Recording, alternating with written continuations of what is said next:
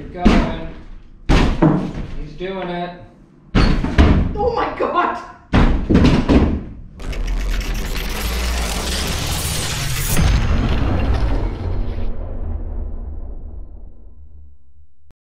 We are at the old house still. Emily's at work. I took the day off. I'm meeting my uncle here. Actually, we're going to load up his trailer with some heavy things like the toolbox and whatever else that I can't lift myself and put in here. He's got a ramp, so we're going to kind of slide her up there and get the garage over to the garage. We're meeting the guy there for the bin. We're going to get some garbage put away. I've got a structural guy coming to come look at the floor, and an electrician to come and look for power in the garage to get that sorted out. So we're going to get started here. My uncle's on his way. Thank you, Georgie. And we're going to start loading up all the stuff. You could see I was busy last night packing up the rest of the stuff. And we're just going to get right into it. So let's go.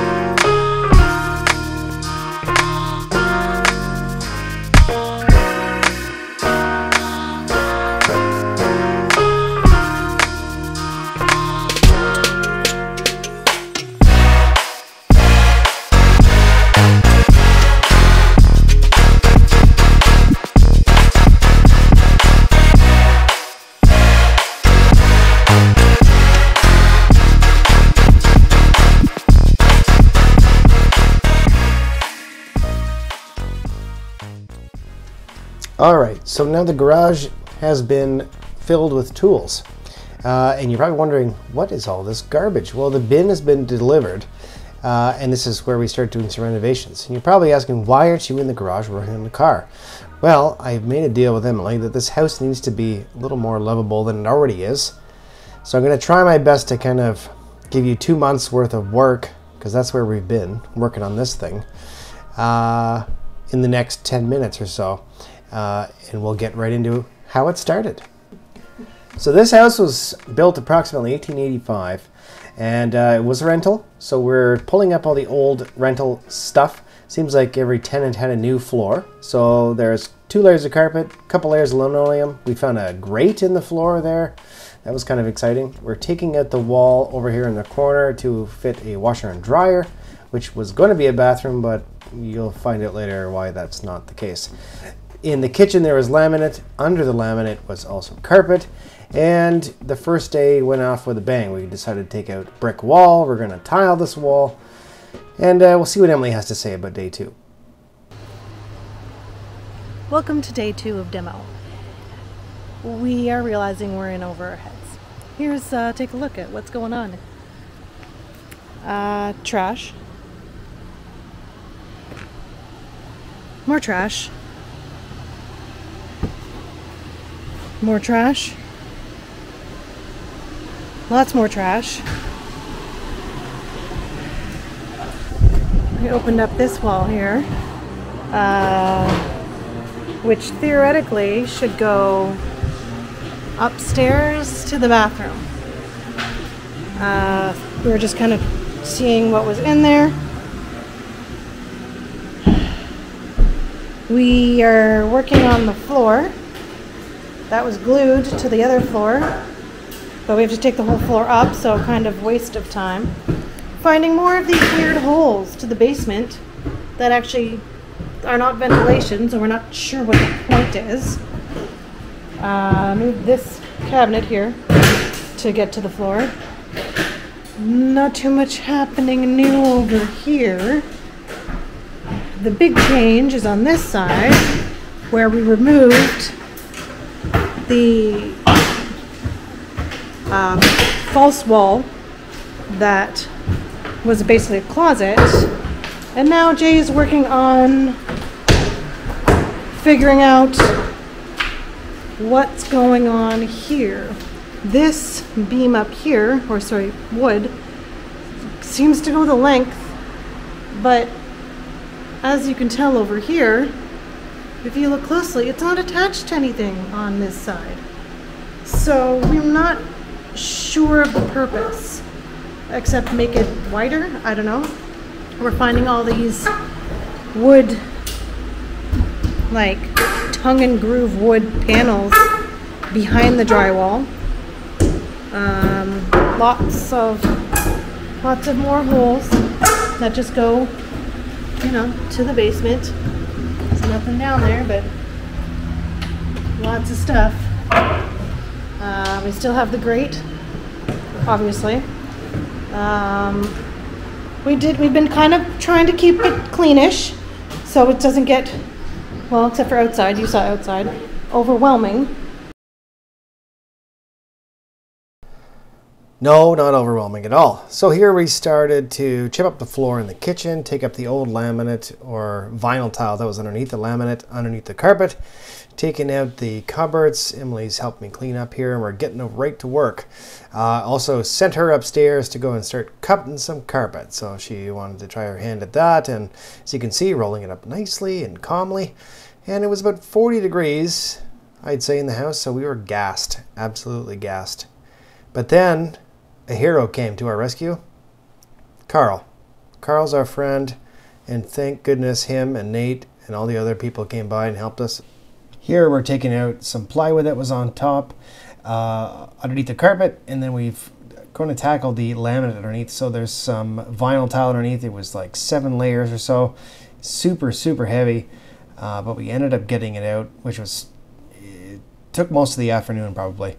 The end result, super nice. We gutted the entire upper floor. And again, here's Emily. Tiring? Yeah. Let me show you what's up. Trash. Lots of trash. A tired Jay. More trash. No, not trash. A tired Jay. Oh, sorry. More trash. Lots. More trash. And what trash there was. I believe there was like 2 tons of garbage by the time we were finished this job. We motored through that, and Emily was a rock star here and pounded in all the little nails and getting the floor prepped for some new laminate flooring upstairs because the subfloor looked to be okay. Downstairs, we decided to start picking at the hole. So we are poking at the beast. As you can see, there's cedar logs on the one side of the building. And lots and lots of layers of floor. So we were getting rid of that, trying to prep this floor because we were going with ceramic heated floor. So here I am just popping out some floor pieces. There was about 4 or 5 layers each, keeping it clean as usual. And oh, there's Emily. Say hello. So as she's walking over here, you'll see we got ourselves in a bit of a pickle.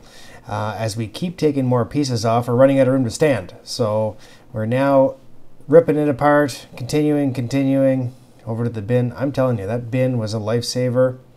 Cost a bit of money to kind of dispose of it, but we didn't have a big pile at the end. So here we are finishing this. The logs are just in there, kind of loosey-goosey. And now we're going to start laying in some new foundation. So you see here that the guys are hard at work getting rid of the old wood, kind of prepping the surface so you can see the joist or the actual rim joist that goes all the way around. We're going to keep. The log is still pretty solid, and we're going to start adding some 2x10s all the way around the perimeter and then start laying in some joists. So the floor on the kitchen side was actually done already as part of a past renovation, so we're just kind of matching up to that and adding structure into that. So now we're pulling out some old wiring and things like that, putting the laser across, determining how messed up the floor actually is. And yeah, we're all very confused. Nate is conveniently managing the job at the top. And so yeah, now we're putting in some joists across with joist hangers. Again, 2x10s. They're all lag bolted in every 12 inches or so. This is, again, my first time doing this, so we were all new. Emily, again, hard at work all day, and as you can see, all night, pulling up old laminate flooring. In hindsight, I probably would have pulled this floor out instead of trying to save it. but live and learn. It's day 7, 8. We don't know anymore. We're firmly into renovations now, which is great. We got all the tile in, so we're taking a look at that here. You can kind of see on the wall the idea. We got a finishing product to do the counter, because that's not a priority right now, or that's just not in the plans. Is we'll make this counter work with a little refinishing.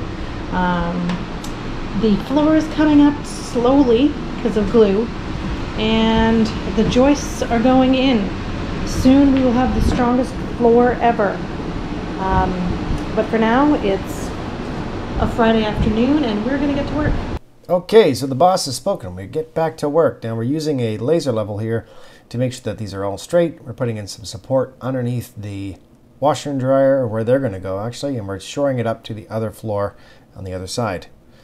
Outside, Emily is working on a countertop that we pulled out of the house, so we're going to try and reuse this instead of buy a brand new one, which is quite costly. So this little kit we got from Home Depot, you kind of sand it, paint it. It's kind of like an epoxy, I believe, and it actually worked out very well. So you'll see in further videos how nice it looks. Up on the left, you'll see a 6x6 that we had to replace around the house, which was actually the rim joist around two sides of the house, which we had to replace, which was not seen in this footage. Next, we've got Emily building a fire pit. Now, it looks like Emily's doing all the work, and that's probably because it's true. She's such a trooper. We put this fire pit to good use, like you wouldn't believe. Such a great purchase, and I'm thankful she was there to help us. Here you actually see us installing the rim joist around the outside, little piece by piece. The electrical panel is coming up to be replaced at some point coming up, and probably not shown in this video, but either way, we continue. We get motoring through this. We finally got all the joists ready and cut, rim joists up, lag bolted in, removed extra electrical, cleaned up the wires in the basement. Incredible amount of work. Again, thankful for all the friends that had come and helped me out here. Cutting a hole in the ceiling because the upstairs seems to have sunk a little bit. So we're going to shore that up about 1 inch. And here we've got Nate doing some support bracing. So thanks again to Nate for all the help he did, as well as Carl, Kyle, all those guys. Great stuff. Upstairs we've got some laminate flooring. We're putting in some laminate flooring all on the upstairs. We're moving right along, trying to get in here as quickly as possible. I believe we only had a few weeks to finish so we can move in. So we got all this stuff in. We're still not quite finished. We've got some baseboards to put in, etc. But then we move on downstairs to start tiling. So downstairs, we've got heated flooring, as you can see in the Schluter system. Amazing stuff. I picked all this stuff up at Centura Tile here in Ottawa. And here we are motoring along. It looks like we went very quickly. However, this took us quite a while to do. It had been a while since we had tiled. And anyways, it turned out very nice regardless. But the whole idea was that the floor in the living room was lower than the floor in the kitchen. So we had to shore it up, and that's why we replaced all that stuff. There was no ductwork in the house. As you can see on the top left, I added bulkheads and ran ductwork upstairs. So now we have central air everywhere. We continued and continued. The power went out. We ran on generator. We just worked to the bone. I couldn't believe how much work this was. Any words of advice? Make sure you have time. Make sure you have friends. But anything is possible. You can do this yourself. No problem. As you can see in this upcoming clip, you will see the new countertop as I start to grout the tile, which is here. So we're making home run. We've got some tile on the wall. We got a door installed. We decided to keep the cabinets as is because we don't really mind the brown with the black countertop. New sink on the right hand side. We got some plumbing done downstairs. We are waiting for appliances. I believe they're coming in the next couple days after this video. Oh man, quite the job. I don't think my hands were any more raw than they could have been in this video. This took quite a while to go all the way across with the grout, but the final result looks amazing. And on to fixing spaghetti. So this is what was here when we moved in. Hydro came, we upgraded the service to 200 amps. Then it's time to get power to the shop. So Johan came by, our neighbor, and to help me trench. We got power, it looks amazing. And then, well, the winter came. So here we are, I'm out with my nephew out on a nice adventure. The snow came very quickly and abruptly. So what do Canadians do? Well, we go to Florida and then take selfies on the beach. We loved it. There was palm trees, obviously, but it was cold. It was freezing cold. We rented a Mustang, had a great time with that, had the top down, windows up, heat on, took a drive down Daytona Beach, looked at all the Floridians in their winter coats, looked at coffee crusts that were $4 US, and decided to go check out some local shops.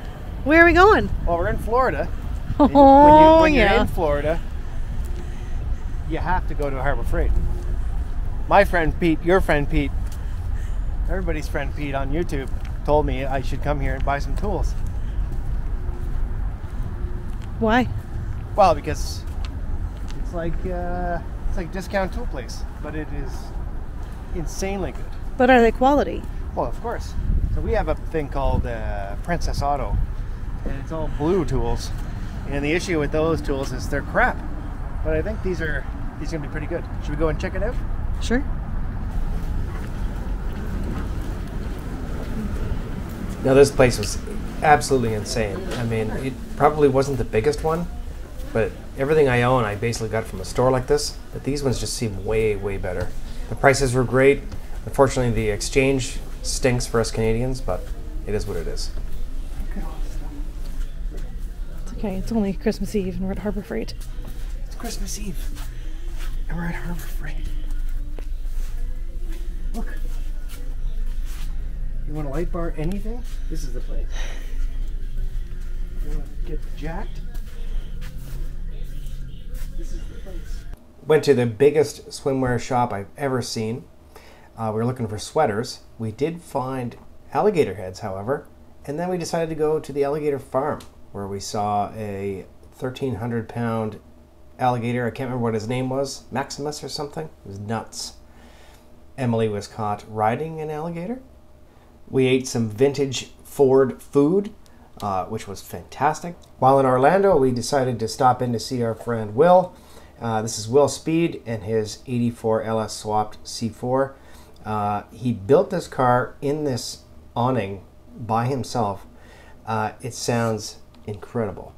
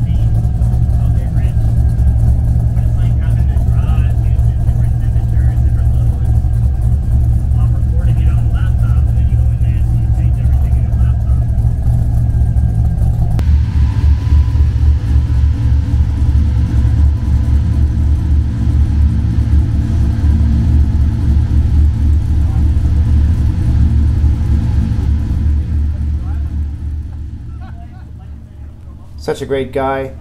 Thanks Will and Cassie for taking us out for breakfast. We had a great time meeting you guys. We hope we can do it again. Come on up anytime to Canada where it's cold.